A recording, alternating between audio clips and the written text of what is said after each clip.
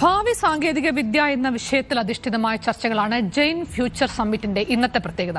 സ്വതന്ത്ര സോഫ്റ്റ്വെയർ പ്രസ്ഥാനത്തിന്റെ സ്ഥാപകൻ റിച്ചാർഡ് സ്റ്റോൾമാനും ഇക്കിഗായ് ജീവിത രീതിയെക്കുറിച്ചുള്ള പുസ്തകങ്ങളിലൂടെ പ്രശസ്തനായ ഫ്രാൻസിസ് മിറാലസും ഇന്ന് വിവിധ സെഷനുകളിൽ സംസാരിക്കും. ഭാവി സാങ്കേതിക വിദ്യ എന്നതാണ് ഇന്നത്തെ ചർച്ചകളുടെ പ്രമേയം. സ്വതന്ത്ര സോഫ്റ്റ്വെയറും ഡിജിറ്റൽ സമൂഹത്തിന്റെ സ്വാതന്ത്ര്യം എന്ന വിഷയത്തിലാകും റിച്ചാർഡ് സ്റ്റോൾമാൻ തന്റെ ആശയങ്ങൾ പങ്കിടുക.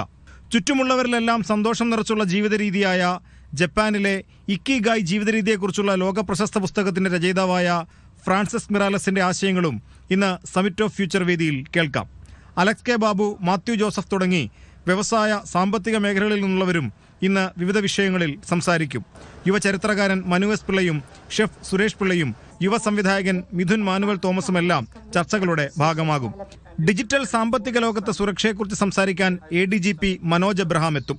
ബഹിരാകാശ സാങ്കേതിക വിദ്യയെക്കുറിച്ച് ടെസി തോമസും സംസാരിക്കും. അകം ബാൻഡിന്റെ സംഗീത പരിപാടിയോടെയാകും സമ്മിറ്റ് ഓഫ് ഫ്യൂച്ചറിന്റെ 2ാം ദിനം സമാപിക്കുക. ഏഷ്യാനെറ്റ് ന്യൂസ്, കൊച്ചി.